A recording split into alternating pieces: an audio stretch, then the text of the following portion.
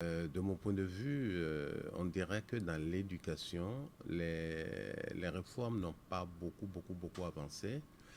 Et je dirais que sur ce plan, jusqu'à la date d'aujourd'hui, c'est un échec pour le gouvernement. Quoique, il faudrait qu'on analyse pour voir d'où vient le vrai problème et qu'est-ce qu'il reste à faire. Ce que nous avons fait de mal, c'est que le PAG est venu avec un grand espoir pour l'éducation tout entière et l'assainissement dans ce milieu. Il s'est fait que l'élément moteur qui doit pouvoir régulariser et faire avancer les choses pour des raisons qui ne sont pas condamnables. Euh, n'a pas pu se faire à temps, c'est-à-dire la mise en place du CNE qui est le pignon fondamental des réformes du PAG. Néanmoins, en attendant que les réformes du PAG se mettent en place, nous avons observé de très bonnes choses au niveau de la politique de M. Talon, du président Talon. Par exemple, le problème des cantines qui, quand même, on ne peut pas le contester, est une très bonne chose au niveau de nos petits apprenants.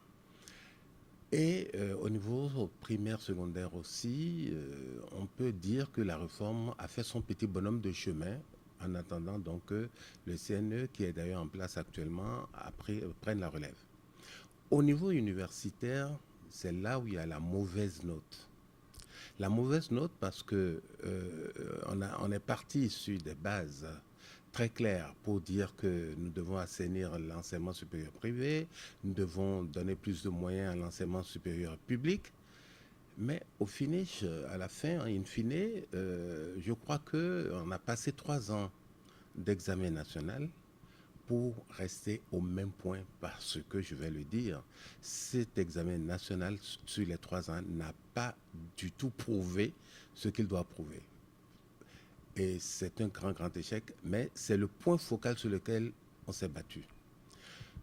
C'est vrai que au niveau du supérieur public, il y a des problèmes qui étaient arrivés, le problème des nominations des recteurs et des chefs de département. Nous avons le problème des frais de dépenses pour le CAMES et le fait aussi de dire que désormais les réussis ou les admis au poste de professeur titulaire ne sont plus directement engagés à ce titre-là.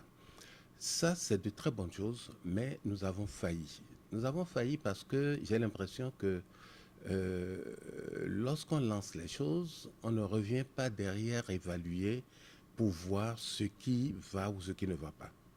Nous avons failli parce que nous étions dans une logique de travail qui déplaisait peut-être tout le monde, mais qui était une bonne logique, la logique de Mme Atanasso, qui devait faire les choses tambour battant, et nous avons conduit avec elle ces réformes jusque-là.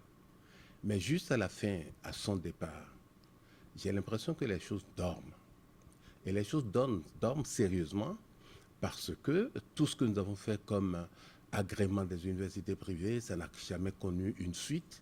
Et à partir de ce moment, à quoi a servi tout le bruit que Mme Matanasso a fait?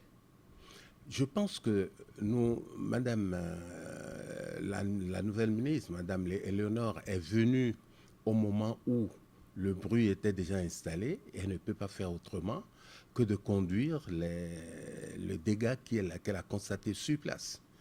À mon humble avis, le CNE doit reprendre ses bâtons de commandement, voir de plus près euh, tous les articles que les 3 ordres d'enseignement doivent lui proposer, parce que j'ai l'impression que dans cette affaire-là, il y a toujours des pots de banane que quelqu'un a envie de glisser à quelqu'un. Et je crois que c'est ce qui nous tue au Bénin. Il faudrait qu'on regarde tous les arrêtés qui arrivent, tous les décrets qui arrivent, les nouvelles organisations au niveau du CNE, et les réformes alors vont connaître leur avancée normale. Ce n'est pas une mauvaise note pour le gouvernement. Simplement, je dirais pour conclure que le CNE a mis un peu de temps à être installé, ce qui a permis le piétinement au niveau des réformes de l'enseignement supérieur. Les infrastructures universitaires publiques font toujours défaut. Mais en 3 ans, je crois que des fonds doivent être mobilisés, ou sont même mobilisés, mais que l'on n'a pas pu utiliser. Et je crois que ces choses-là, ça ne va pas très bien pour nous. Et sans trahir des secrets, je dis que le CNE est à pied d'œuvre, en train de travailler sur ses plans de travaux et tout. Donc je crois qu'en un an, le CNE va sortir des actes assez appréciables que tout le monde aura le temps de constater, et c'est de là qu'on prendra alors le départ pour les réformes dans l'enseignement, dans l'éducation.